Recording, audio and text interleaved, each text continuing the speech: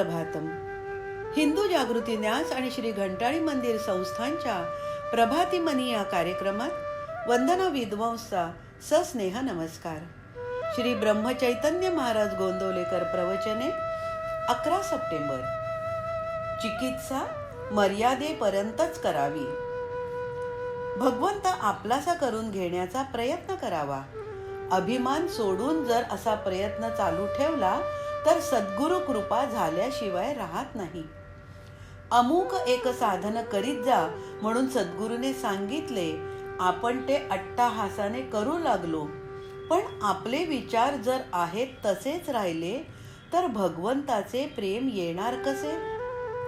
4-5 वर्षे खूप कष्ट केले, विषय बाजूला ठेवले, पण अजून कसा अनुभव येत नाही असे म्हणू लागलो तर साधनाचा जोर कमी होतो आणि निष्ठा घसरायला लागते.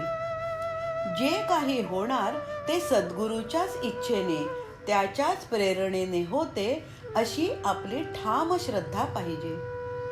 साधनाचे प्रेम तो भगवंतच देतो हे आपण विसरून जातो.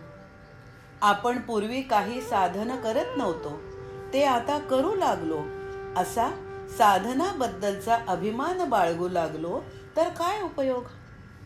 सद्गुरूच्या पायावर एकदा डोके ठेवले की काहींचे काम होते. यात सद्गुरू पक्षपात करतात असे कसे म्हणता येईल? आपलेच कुठेतरी चुकत असले पाहिजे याचा विचार करावा. आजवर देवाचे नाव घेणे बरे असे वाटत होते, परंतु घ्यायचे काही जमले नाही. ते आता घेऊ लागलो, हे त्याच्या कृपेने घेऊ लागलो, हे नाही का समजू? प्रपंचात मनुष्याला धीर हवा. आपण भगवंताच्या स्मरणात निर्धास्तपणे असावे. फार चिकित्सा करण्याने नुकसान होते. विद्येचे फळ काय तर आपल्या मनाला जे बरे वाटेल त्याची चिकित्सा न करता ते करायचे, आणि आपल्याला जे करायचे नाही त्याची चिकित्सा करत बसायचे. चिकित्सा मर्यादेपर्यंतच असावी. ती मर्यादेबाहेर गेली की आपण काय बोलतो हे आपल्यालाच कळत नाही.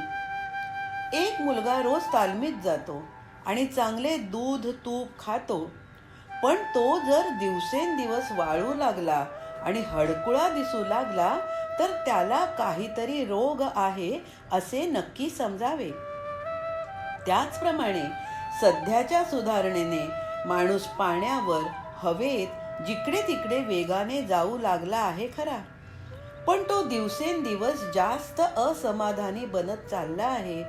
हे काही खऱ्या सुधारणेचे लक्षण नाही.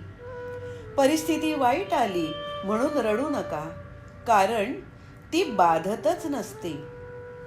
कोणत्याही काळात कशाही परिस्थितीत आपल्याला आनंदरूप बनता येईल. आजपर्यंतचा आपला अनुभव पाहिला तर आपण केले असे थोडेच असते, म्हणून परिस्थितीबद्दल फारशी काळजी न करता आपण आपले कर्तव्य तेवढे करावे. आपल्या वृत्तीवर परिणाम होऊ देऊ नये. अभ्यास केला तर थोड्या दिवसात हे साधेल. बोधवचन. कर्ता राम आहे असे ज्याला वाटले त्याने सर्व काही साधले.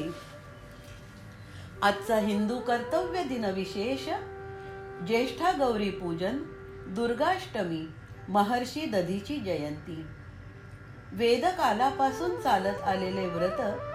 प्राचीन मंदिरातूनही ज्येष्ठा गौरीची प्रतिमा मिळते. भागवत सप्ताह सुरू होतो. महाराष्ट्रात 3 दिवसांचा गौरी पार्वती पूजनाचा दिवस. माहेरवाशिणी घरी येतात. मुखवटा किंवा तेरडा कळलावी फुलांची गौरी करतात. सौभाग्य द्रव्य अलंकाराने सजवतात. विविध गोड तिखट पक्वान्ने करतात. रात्री जागरण खेळ करतात.